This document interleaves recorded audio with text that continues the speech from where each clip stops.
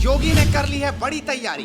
कौन है जो सपा के गढ़ में लगाएगा सेंध, लहराएगा जीत का परचम? क्या अखिलेश चाचा शिवपाल पर खेलेंगे बाजी या फिर मचेगा परिवार में बवाल? भाभी डिंपल को क्या मैनपुरी से उतारने का अखिलेश ने कर लिया फैसला? तो मैनपुरी सीट पर अखिलेश यादव क्या दांव खेलेंगे चाचा शिवपाल पर या फिर भाभी डिंपल उतरेगी? सवाल यही है। लेकिन इधर योगी आदित्यनाथ ने भी कमर कस ली है, क्योंकि गोला उपचुनाव जीतने के बाद अब नजर मैनपुरी और रामपुर पर आकर टिक गई है। आखिरकार किस तरीके से इस चुनाव में जबरदस्त टक्कर होगी, देख लीजिए आप भी। गोला विधानसभा में जीत हासिल करने के बाद यूपी में योगी का डंका बजता नजर आ रहा है।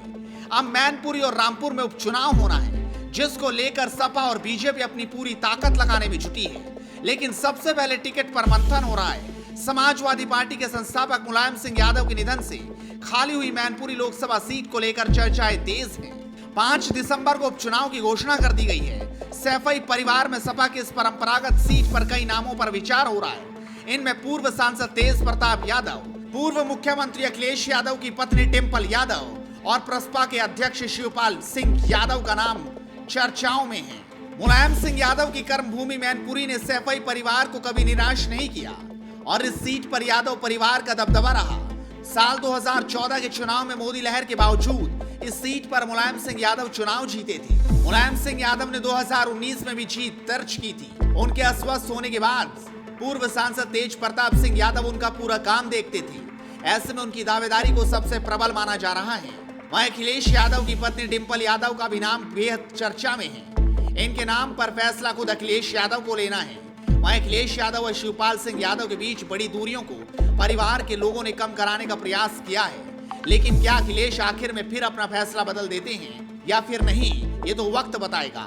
ऐसे में परिवार के कुछ बड़े सदस्यों की तरफ से प्रस्ताव रखा गया है कि प्रसपा अध्यक्ष शिवपाल सिंह यादव को मैनपुरी लोकसभा सीट से चुनावी मैदान में उतारा जाए। हालांकि जब पत्रकार उनसे सवाल पूछते हैं तो वो क्या बोलते हैं, जरा आप भी सुन लीजिए। मैनपुरी के बाई इलेक्शन में क्या रहेगा? पीएसपीएल क्या चुनाव लड़ाएगी? अगर पार्टी लड़ाएगी तो लड़ेंगे। निर्णय तो आप ही को लेना है। अगर पार्टी तो, लेकिन सहमति जरूरी होती है। अगर समाजवादी सेंट्रल पार्लियामेंट बोर्ड भी होता है तो उसमें तय होता है। समाजवादी पार्टी में अगर कोई बड़ी जिम्मेदारी मिलती है तो क्या प्रस्ताव उसमें विलय करेगी? चर्चाएं बड़ी जोर चल रही हैं कि आपको समाजवादी पार्टी में बड़ी जिम्मेदारी मिलने जा रही है।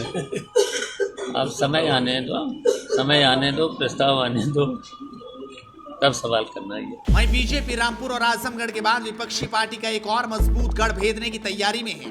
हालांकि अभी दोनों ही पार्टियों की तरफ से किसी उम्मीदवार के नाम का ऐलान नहीं किया गया, लेकिन दोनों ही पार्टियों के कार्यकर्ताओं ने चुनाव की तैयारियां शुरू कर दी है। साल 1996 से लेकर ये सीट अब तक मुलायम सिंह यादव और उनके परिवार के पास रही है। ऐसा नहीं है कि बीजेपी ने सीट पर सेंधमारी की कोशिश नहीं की। उसने कई बार मैनपुरी पर अपने सबसे मजबूत उम्मीदवार उतारे, लेकिन मुलायम के मजबूत राजनीतिक शख्सियत के सामने उसे सफलता नहीं मिली। इस बार बीजेपी ने दावा किया है कि मैनपुरी की सीट पर कमल खिलेगा। यूपी के डिप्टी सीएम केशव प्रसाद मौर्य ने हाल ही में कहा था कि मोदी और योगी जी मुलायम सिंह यादव का सम्मान करते थे। यही कारण है कि मैनपुरी में कभी नेताजी के खिलाफ प्रचार करने नहीं गई। उन्होंने संकेत दिया था कि अब मुलायम सिंह की अनुपस्थिति में बीजेपी सीट पर अपना पूरा जोर लगाएगी और चुनाव जीतेगी। और सपा का गढ़ जीतने के लिए बीजेपी की तरफ से जयवीर सिंह का नाम सामने आ रहा है। हालांकि अभी ये तय नहीं है। ऐसे में जहां अखिलेश यादव सीट बचाने की तैयारी में है, वहीं बीजेपी सीट पर कब्जा करने के लिए पूरी ताकत झोंकने को बैठी है।